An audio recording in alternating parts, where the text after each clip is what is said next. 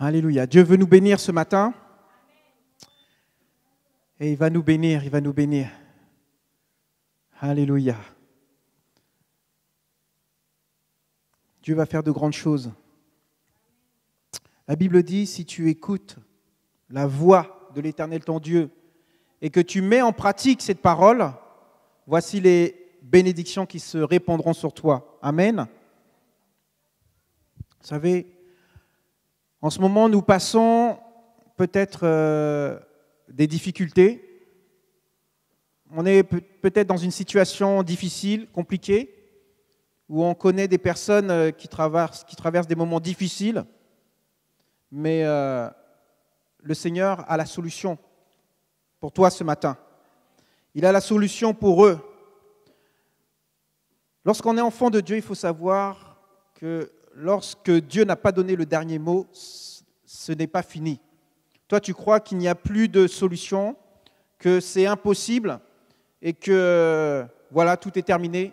Mais tant que Dieu n'a pas dit son dernier mot, ce n'est pas fini. La Bible dit que Dieu connaît les plans et les projets qu'il a formés sur chacun de nous. Amen. Et la Bible dit que c'est des plans de paix, non de malheur, afin de nous donner un avenir, une assurance. Amen. Nous allons ouvrir la Bible ce matin dans le livre de Marc, chapitre 5.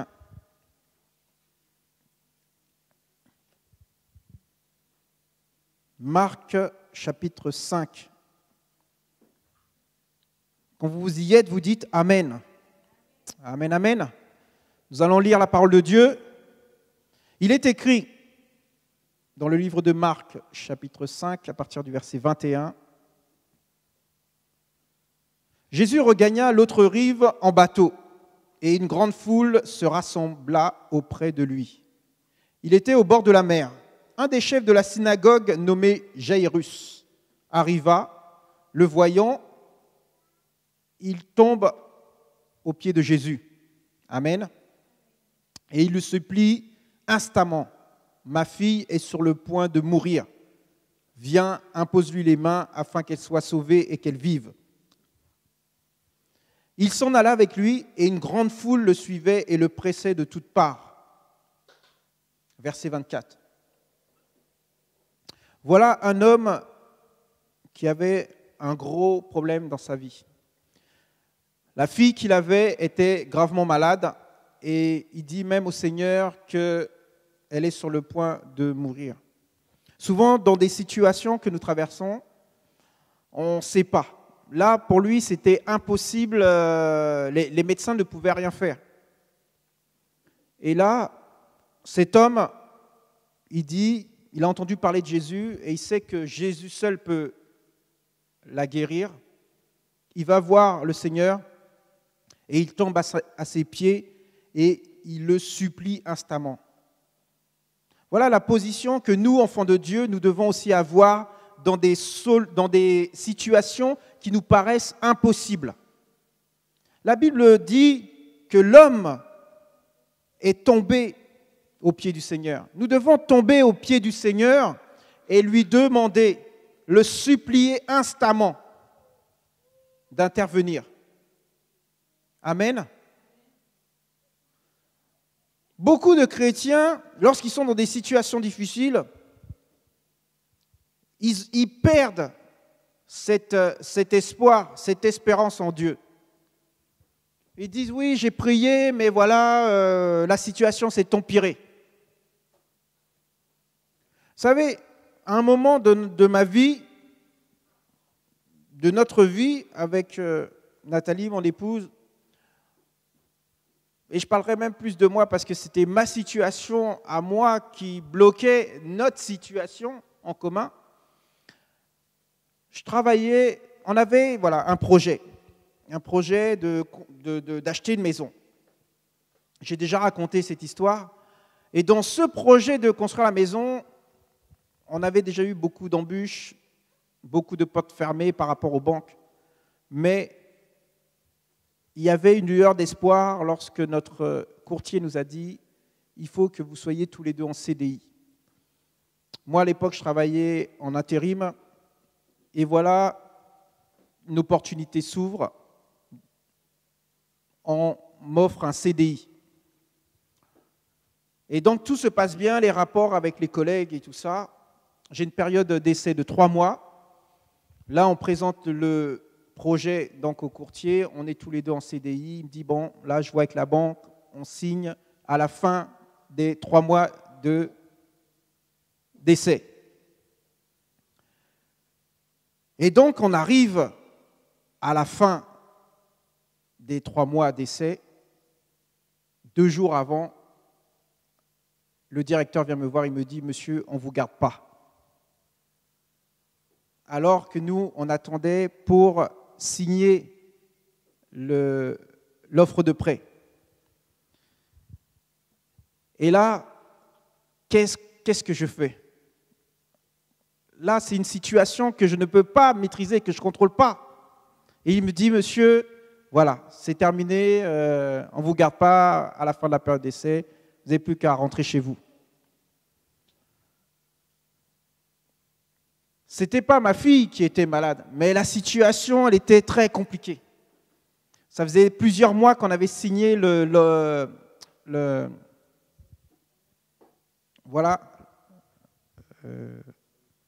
compromis de vente, merci. Et le notaire nous pressait de partout.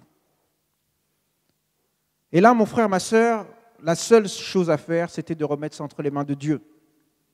Parce que je n'avais pas de solution. Humainement, je ne pouvais pas attraper un employeur et lui dire, il faut me signer un CDI tout de suite. Je dois signer demain.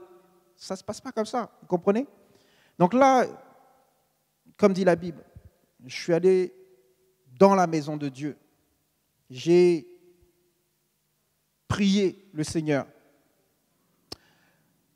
Je suis tombé à ses pieds et je l'ai supplié. Je lui ai dit, Seigneur, c'est toi qui connais les plans et les projets que tu as formés sans moi.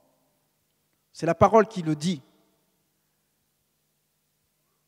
Et pendant tout un mois, j'étais dans la maison de Dieu, je faisais l'œuvre de Dieu. Et vous savez, lorsqu'on a cette confirmation, cette conviction que Dieu va agir, la situation était terrible. Là, le notaire il nous disait, si vous n'avez pas de prêt, tout s'arrête. Et je dis, non, Seigneur, tu es au contrôle. Moi, je sais, tu vois, c'est ça la conviction. C'est de savoir que Dieu va agir, même dans une situation qui vous paraît terminée. Amen. Il faut avoir cette conviction, mon frère, ma sœur. Rien n'est jamais terminé tant que Dieu n'a pas dit le dernier mot. Là, on était dans une situation, on n'avait pas de solution.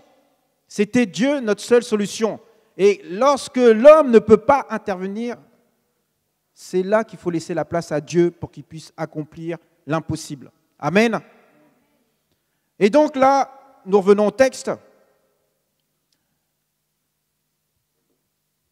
Le chef de la synagogue était voir Jésus.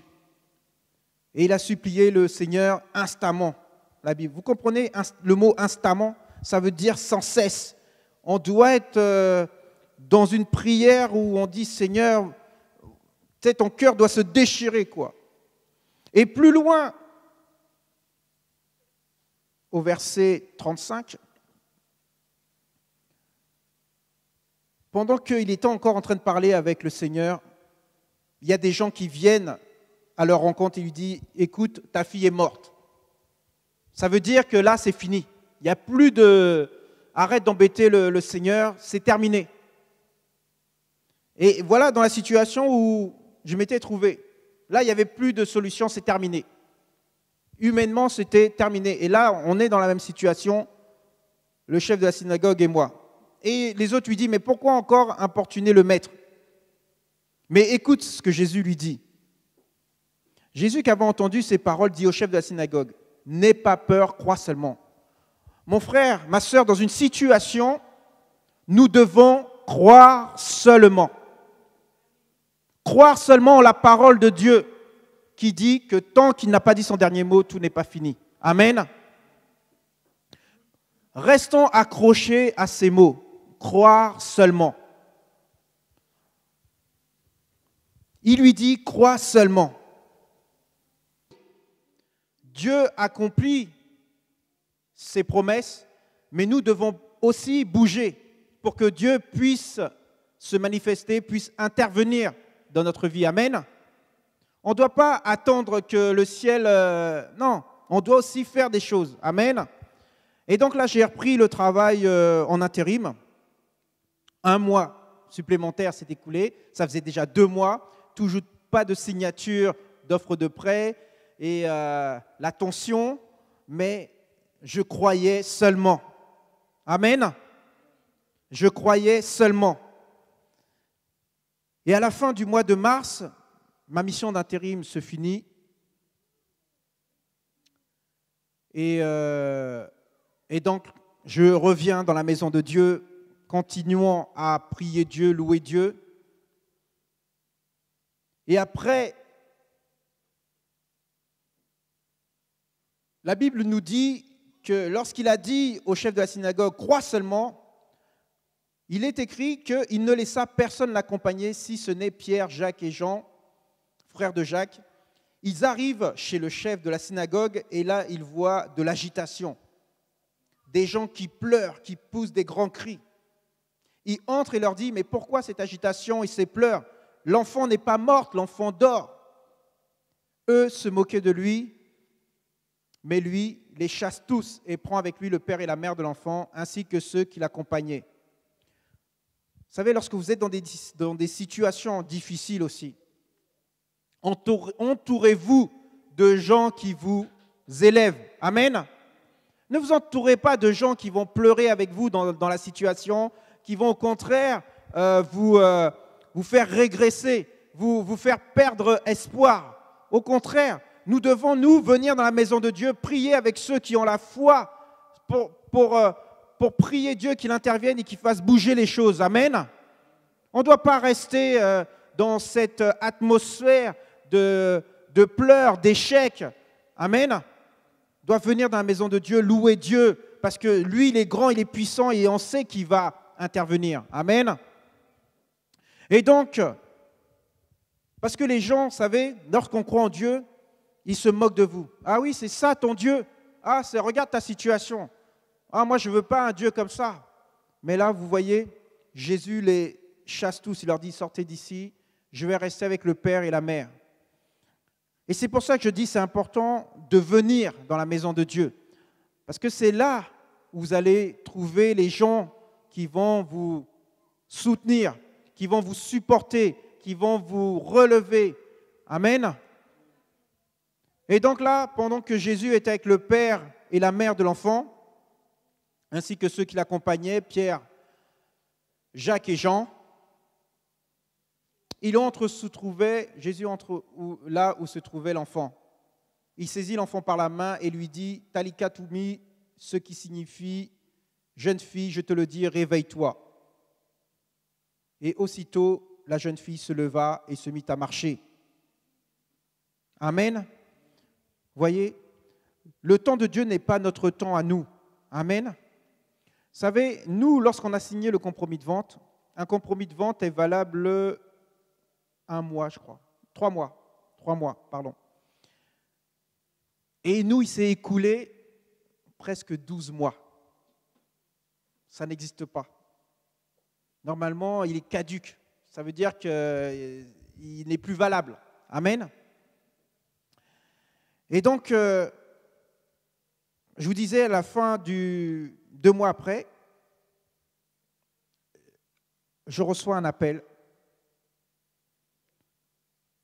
de l'employeur qui m'avait dit non, on ne vous garde pas, votre période d'essai est terminée, pour un autre travail en CDI plus près de chez moi. Et là, vous voyez comment Dieu est bon. Quand je vous dis que la bénédiction de Dieu se répandra sur vous, je n'ai pas cherché, on m'a cherché. Amen. Quand Dieu intervient, c'est comme ça. Vous comprenez comment Dieu fonctionne? Il attend que vous soyez dans la disposition de recevoir. Et là, il intervient. Et là, c'était vraiment un miracle. Parce qu'ils sont venus à moi et ils m'ont dit, voilà, on te propose un CDI. Et là, à côté de chez moi. Et là, on a tout remis en place pour signer l'offre de prêt. Et tout est passé. On a pu signer l'offre de prêt pour l'achat de la maison. Vous voyez comment Dieu est bon. La Bible dit « crois seulement ». Nous voyons dans un autre texte de la parole de Dieu dans le livre de Jean, chapitre 11. Jean, chapitre 11, à partir du verset 1. La Bible dit que là, il y avait un malade nommé Lazare de Béthanie, le village de Marie et Marthe, sa sœur. C'est Marie qui répandit le parfum sur le Seigneur et qui lui essuya les pieds avec ses cheveux. Et c'est son frère Lazare qui était malade. Dans cette situation-là, Lazare était malade depuis plusieurs jours. On est venu prévenir Jésus et Jésus lui dit « Ok, on va y aller ». Parce que Jésus aimait beaucoup Marie et Marthe et Lazare, c'était vraiment des gens qu'il appréciait beaucoup. Et la Bible dit que Jésus a pris son temps pour aller à la rencontre donc, de Lazare qui était malade. Et lorsque Jésus arriva, les gens venaient à lui, même Marie est venue, Marthe est venue à Jésus pour lui dire, écoute, ça fait déjà 4 jours qu'il est mort. Et on l'a mis dans un tombeau et il sent déjà mauvais. Et Jésus lui dit, au verset 40, il dit, je ne t'ai pas dit, si tu crois, tu verras la gloire de Dieu. Vous voyez, il y a des fois, Dieu regarde au cœur. Comment est notre foi par rapport à la situation où nous sommes? Si on a besoin de guérison, si on a besoin d'un emploi, si on a besoin de quoi que ce soit, Dieu regarde à notre cœur pour voir si vraiment on a cette foi qui va le permettre de manifester sa puissance et être glorifié dans la situation. Amen. Et donc, dans le verset 41, Jésus il dit, enlevez la Bible, enlevez la pierre, pardon. Enlevez la pierre. Et lorsque Jésus élève la voix, vous savez ce qu'il dit? Des fois, il y a une pierre, il y a une embûche. On a prié et l'embûche est toujours là. La Bible dit que Jésus élève la voix et dit, Père, je te rends grâce de ce que tu m'as entendu. Quant à moi, je savais que tu m'entends toujours, mais j'ai parlé à cause de la foule qui se tient ici pour qu'ils croient que c'est toi qui m'as envoyé. Nous devons toujours glorifier Dieu dans des situations. La Bible dit, tout ce que vous demandez en priant, croyez que vous l'avez reçu et vous le verrez s'accomplir. Lorsqu'on est dans des situations, on a prié, on ne voit pas la chose, il faut rendre grâce à Dieu. Il faut rendre grâce à Dieu de ce que la situation est déjà débloquée parce que c'est ça qui montrera aussi notre foi, qui montrera qu'on croit que Dieu nous a déjà délivrés, que Dieu nous a déjà guéris, que Dieu nous a déjà bénis. Amen. Il faut ouvrir la bouche et dire, Seigneur, je te rends grâce de ce que tu m'as entendu et de ce que tu m'as exaucé. Amen. Nous devons proclamer, frères et sœurs. La situation n'est pas débloquée. Est-ce que vous voyez dans le texte que Lazare est vivant? Non. Il dit, Père, je te rends grâce de ce que tu m'as entendu et je te rends grâce de ce que tu m'as entendu. Et là, à ce moment, il dit, Lazare, sors. Et nous devons dire à la situation, maladie dehors, situation débloquée, mariage ressoudé, argent vient, disette dehors. Amen. Nous devons parler à la situation. La situation, le malade était mort depuis 4 jours. Mais il dit, Lazare, lève-toi, sors. Et la Bible nous dit, et le mort sortit les pieds et les mains liés de bandelettes, et le visage enveloppé d'un linge. Jésus leur dit, déliez-le et laissez-le aller.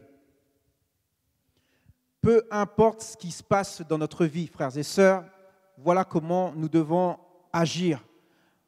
Nous devons rester fermes dans notre foi en Dieu, de croire que tout est possible à celui qui croit. Amen. Regarde ce que dit la Bible dans le livre des Psaumes au chapitre 138.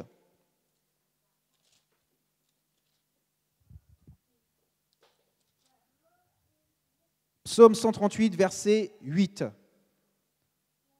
Le Seigneur mène tout à bonne fin pour moi.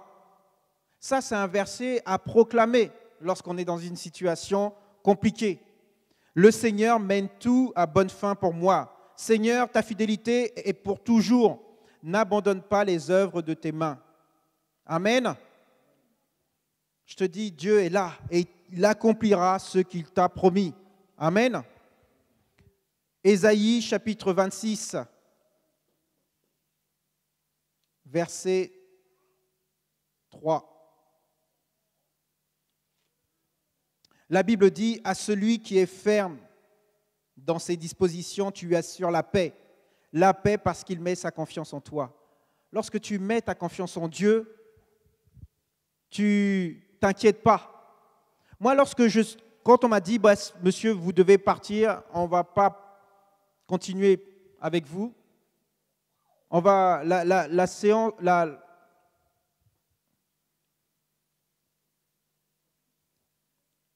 c'est terminé, il a dit. Je dis, mais monsieur, je suis en période d'essai et moi, ma chef, tout ça, il n'y a rien. Il me dit, monsieur, c'est terminé pour vous. Et la Bible dit, celui qui est ferme dans ses dispositions, tu lui assures la paix parce qu'il met sa confiance en toi. Moi, j'étais tranquille, d'un côté, en tout cas dans mon esprit. Mais dans le monde naturel, je transpirais. Je disais, mais comment c'est possible ça? Comment on n'a rien à te reprocher, on ne te garde pas? Ce n'est pas possible. Lorsque tu mets ta confiance en Dieu, tu as une paix que... Ils vont dire, mais celui-là, il est fou, il est dans... Comment il va faire? Les gens, ils disent, mais comment il va faire? Eux, ils s'inquiètent même pour toi. Donc, confie-toi en Dieu et tu auras la paix. La Bible dit, dans le livre de Romains, chapitre 8, verset 28, que toute chose concourt au bien de ceux qui aiment Dieu. Amen. La présence de ton problème, tes difficultés, ta situation ne signifie pas l'absence de Dieu. Amen. Dieu est à l'œuvre dans ta vie, mon frère, ma sœur. Dieu est tout le temps en train d'œuvrer dans nos vies, nous, enfants de Dieu. Dieu ne s'arrête pas, puisqu'il est en train de mettre en place le plan, le projet qu'il a formé sur toi. Donc, quelle que soit la situation où tu es, quel que soit ce que tu traverses, Dieu est là. Dieu vit en toi. La Bible dit que tu es le temple du Saint-Esprit. Amen. Et que le Saint-Esprit est en toi. Donc, tant que tu marches conformément à la parole de Dieu, Dieu est avec toi. Peu importe les difficultés qu'il y a dans ta vie. Mets ton espérance en Dieu. C'est le moyen d'expérimenter la stabilité, la protection et l'épanouissement dont ton âme a besoin. Regarde ce que dit la Bible dans le livre des Psaumes, chapitre 62. Psaume 62,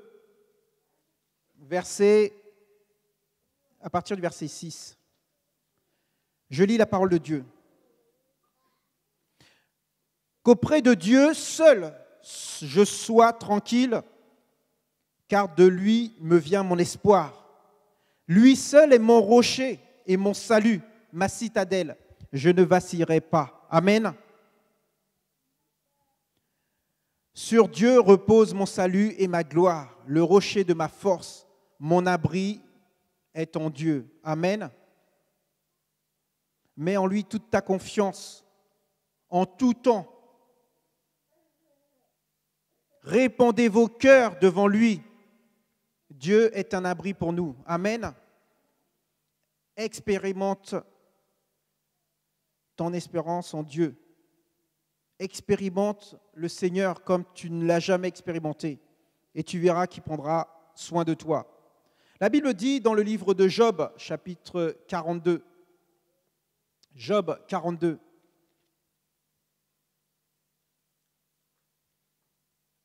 Job 42, verset 2.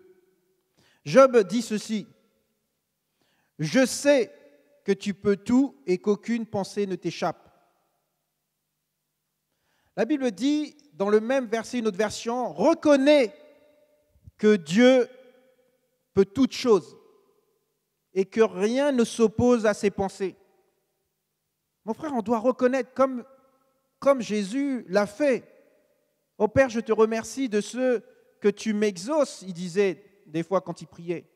Et il priait à haute voix parce qu'il voulait que Dieu soit glorifié et pas lui. Amen. Reconnais que Dieu peut tout faire pour toi et que rien ne lui est impossible. Amen. La délivrance est pour toi. Le salut est pour toi. Les promesses sont pour toi. Amen. Il faut les déclarer. Il faut les déclarer. La Bible dit, si tu confesses de ta bouche et tu crois dans ton cœur, tu seras sauvé. Amen. Le psaume 34, verset 18, dit ceci.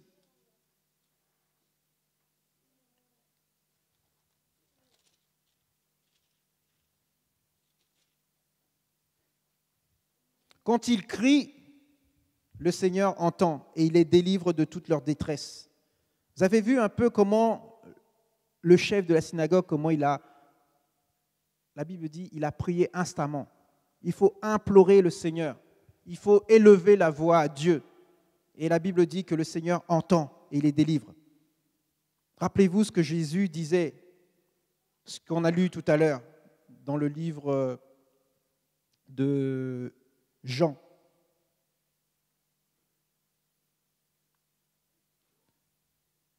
Rappelez-vous lorsque l'apôtre Paul était en prison avec Silas, si je ne me trompe pas. Ils étaient en prison et la Bible dit qu'ils étaient en train de louer Dieu. Ils étaient en train de louer Dieu. Vous savez, la situation dans laquelle ils étaient, c'était la mort qui les attendait. Mais la Bible dit qu'ils étaient en train de louer Dieu. Et tout à coup, leurs chaînes sont tombées. Les anges leur ont indiqué la sortie et ils sont sortis. Voyez comment Dieu intervient dans des situations où l'homme n'a pas de solution. Le psaume 147, verset 1 dit ceci.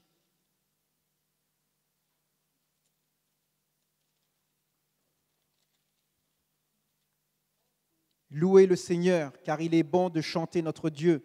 Il est doux et beau de le louer. Amen. Lorsque tu chantes le Seigneur, lorsque tu chantes Dieu, c'est puissant. Il y a une puissance qui se dégage de la louange contre la déprime spirituelle. Louer Dieu et glorifier Dieu te remonte, te ressource, te redonne des forces.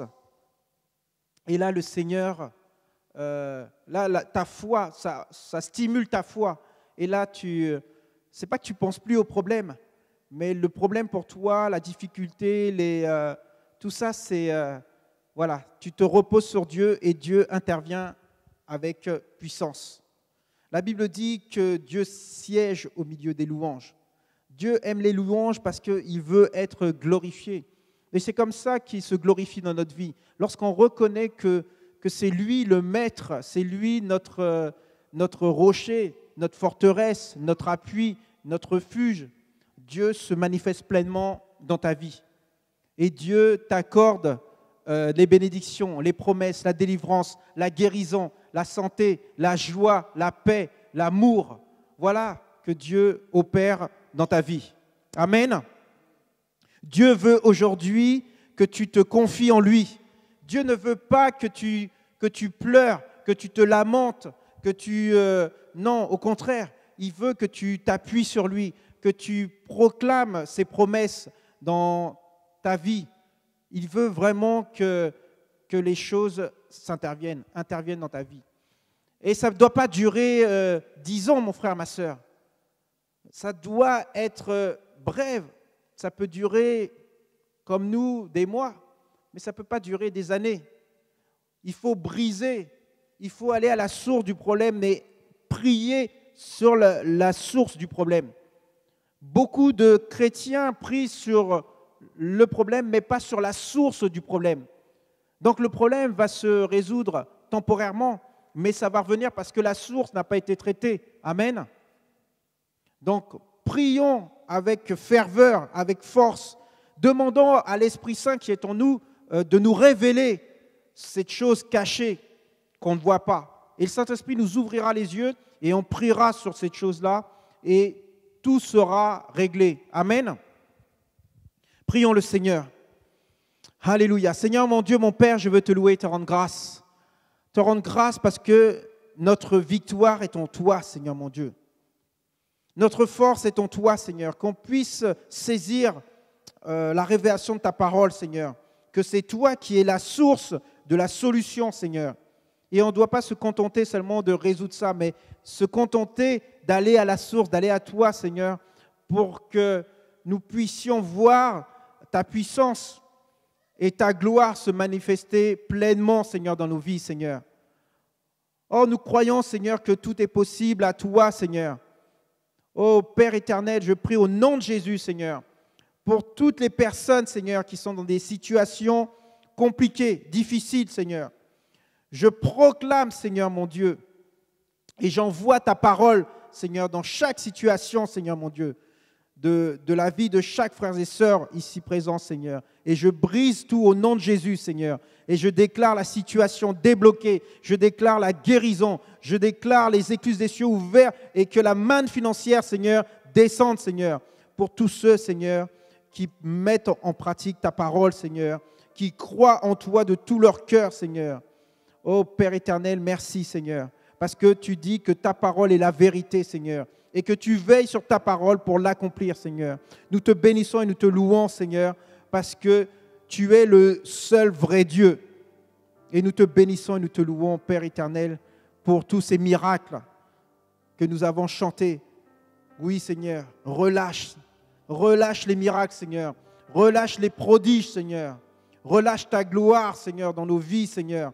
Que ton nom soit glorifié, que nous puissions proclamer, c'est Jésus qui a accompli cela. Ô Père éternel, nous te louons, nous te rendons grâce. À toi soit la gloire. Au nom puissant du Seigneur Jésus-Christ, nous t'avons prié. Amen, amen.